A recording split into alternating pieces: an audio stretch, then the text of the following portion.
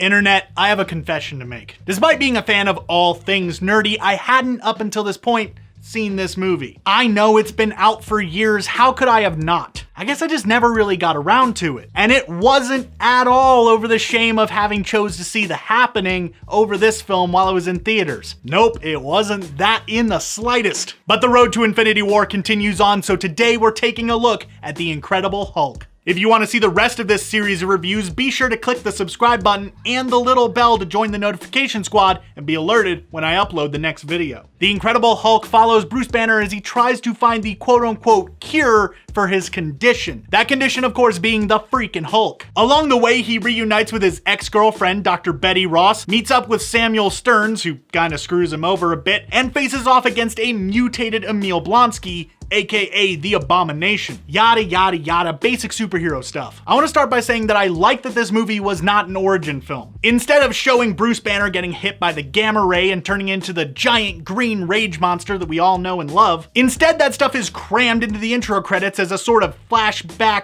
wrap-up kind of thing. At this point, audiences have an understanding of the basic concepts of the character and sort of how he got his powers. So this allowed the film to get up and running a lot quicker and not feel super cluttered. It was a good idea. Edward Norton does a fairly good job in this film of playing the character, especially the darker side, which is to be expected of an actor of his caliber. But watching the film today, I couldn't help but compare his portrayal of the character to Mark Ruffalo's, who plays the role currently. While Norton does a good job, I really have to say that I much prefer Ruffalo, as I feel like he has been able to not only play up the darker sides of Banner, but also deliver on the lighter sides of the role. Which I get that this film didn't really give Norton the opportunity to open up like the Avengers or Thor Ragnarok may have, but still. That's just my preference though. If you preferred Norton, I can't really argue with you, as the dude kinda knocked it out of the park here. In fact, all the actors did, for the most part. William Hurt is another standout among the cast, giving us a much better version of Thunderbolt Ross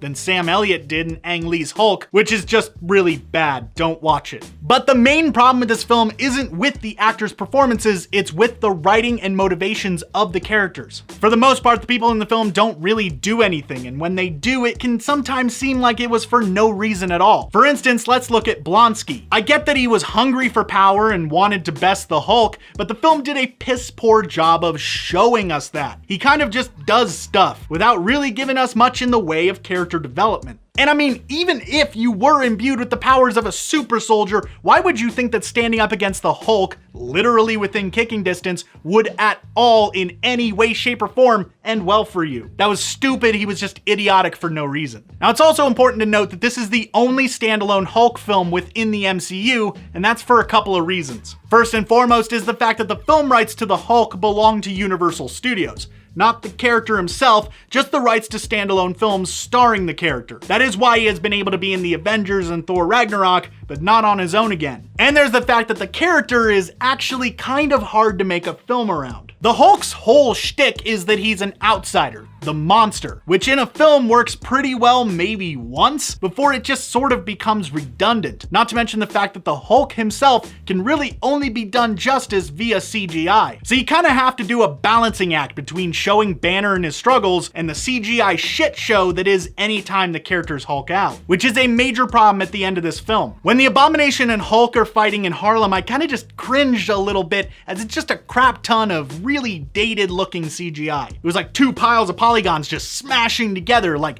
a cutscene out of a video game. I was really not a fan of that. But all that being said, the film is really not that bad, which is why my final rating for The Incredible Hulk is a 3.5 out of 5. I don't really have that many complaints about this film. It's competent. That's about the best word I can use to describe it. It gets the job done. I get that this character is hard to do right on the big screen, and this film is probably the best that we can expect. But when viewing it within the context of the MCU as a whole, there are definitely better, and admittedly worse, films that you could spend your time watching. But now that you know what I think about The Incredible Hulk, I want to know your thoughts on it. Be sure to leave those down in the comments below. And then you can go ahead and click on some buttons over here on screen to check out some other videos that I've done. I'm sure there's something over there that'll catch your fancy, and if not, you can go to my channel and see some others. There's bound to be something. Thanks for watching, and have a good one.